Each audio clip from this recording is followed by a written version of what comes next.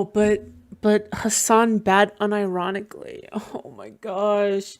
See, this is the problem with these kinds of people is that they make me unironically defend Asmongold, and I hate that. Why do you make me defend Asmongold? What's wrong with you? Why do you make me defend Asmongold? Like, that's the one thing I don't want to do, and you're forcing me to do it. One of the most popular political streamer, Hassan Piker. As we went over, this website is a compilation of out-of-context clips and arguments attacking pro-Palestine creators that openly embraces the support of genocidal Zionist organizations. Wait, I'm sorry. What context improves the Hassan...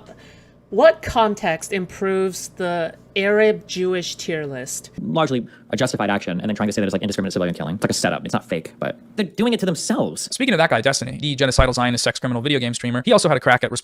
Wait, hold on, but Pallywood is totally a real thing.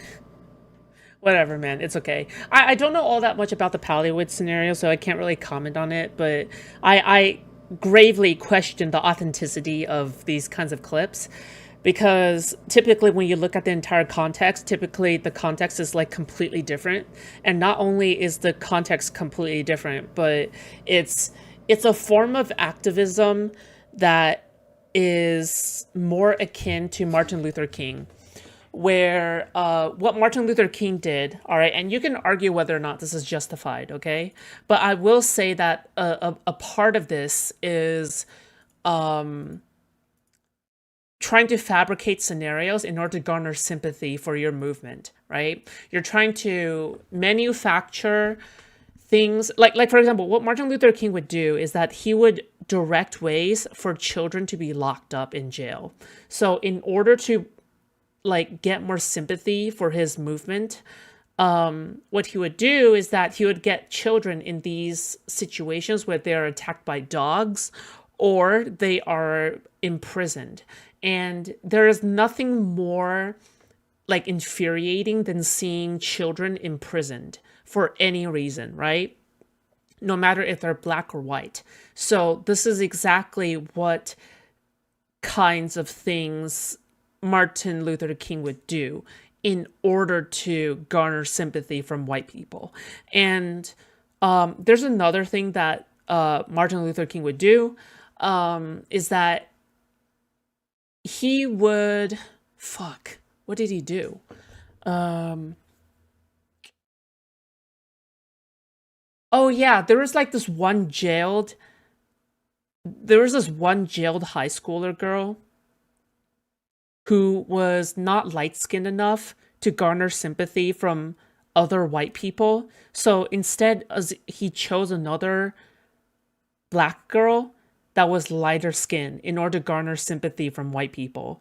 So, like Martin Luther King is generally seen as a good person, but at the same time, MLK also resorted to underhanded tactics in order to garner sympathy. And, I think that if you were to try to garner sympathy, if you were to garner attention, I think that the truth matters. And fuck me, I think you have to understand that there is something inherently good about the truth. Because if you don't think that there's something inherently good about the truth, then we can't have a discussion in the first place. Because you have to believe that everybody wants something to be true and has a shared set of facts in order to move a discussion forward. Otherwise, the discussion can't move forward, right? Think about how much we know what happened back then and how much better they can hide it now. Yeah, exactly. And, one of the reasons why one of MLK's campaigns failed, actually, is because I think when they were traveling to the South, the police chief in one of the cities knew what MLK does in order to garner sympathy. So instead of getting the dogs out, instead of getting all the cops out, instead of getting all the fire hydrants out, what they did was that they silently bagged and jailed MLK marchers. They would quickly do it, and they would do it quietly. The reason is because they don't want the press to take pictures of them arresting people. They don't want the press to take pictures of them brutalizing any of MLK's followers. So that's why the campaign failed. That's why one of MLK's campaigns failed, was exactly because the whole Pallywood stuff was like countered, right? Actively countered. So, yeah, that's it. I'm just saying it's worth thinking about, okay? I'm just saying it's worth thinking about, and the truth is often like weird.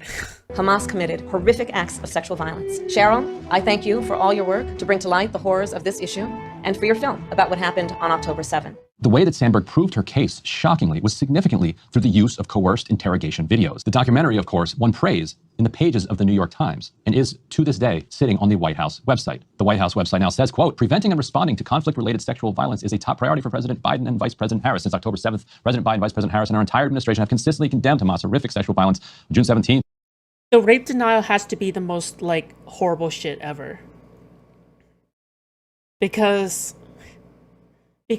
what are you going to have when you have a bunch of people who was essentially pillaged, like old world style pillaged, right? In that scenario, women are going to be raped. Is it like too outrageous to think that women are going to be raped? Is it too outrageous to think that? Really? Man, fuck me.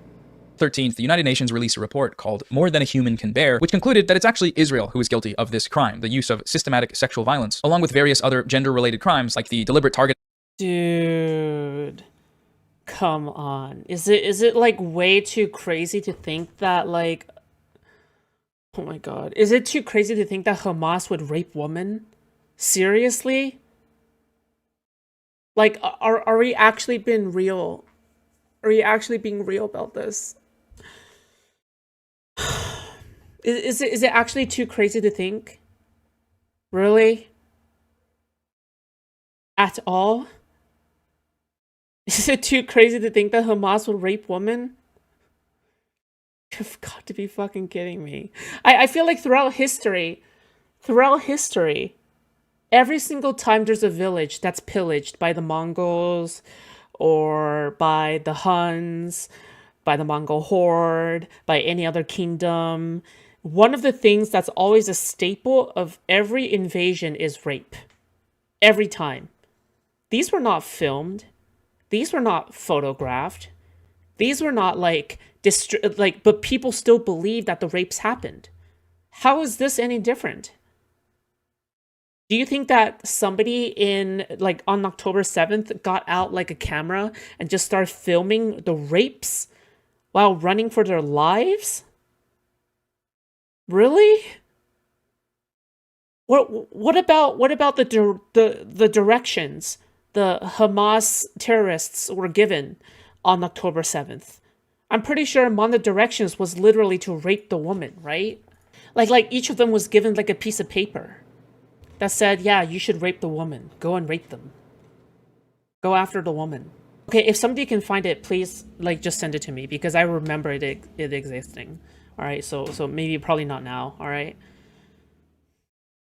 Are the deaf Israeli women not wearing pants, or maybe they got undressed or something? Every single time in the true crime scenario where the woman has their pants down and they're dead, 99% of the time, they are raped by the serial killer.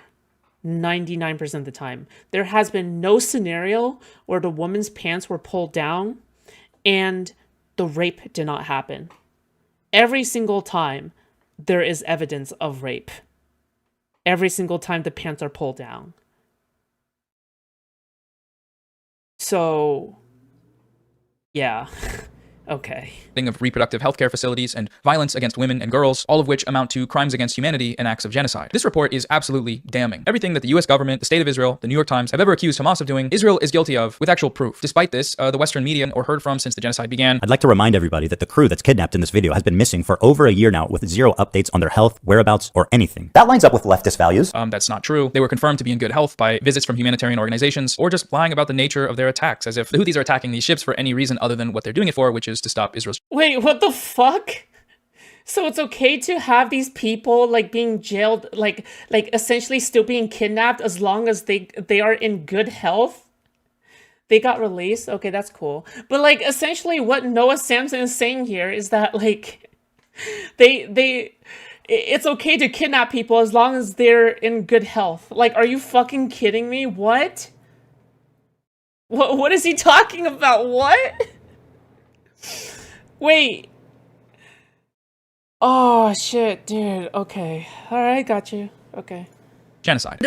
They got released after Ethan's video. Okay. Houthis have been extremely explicit and repeat on an almost daily basis. Their attacks on ships in the Red Sea will stop as soon as the Gaza war ends and humanitarian and other supplies are allowed into Gaza, and therefore the Palestinians will no longer be under the threat and the horrors that you've earlier described and that most of us have seen on our screens for many, many weeks. The important thing is that although the US and the UK claim that they're only defending free movement in the Red Sea and refuse...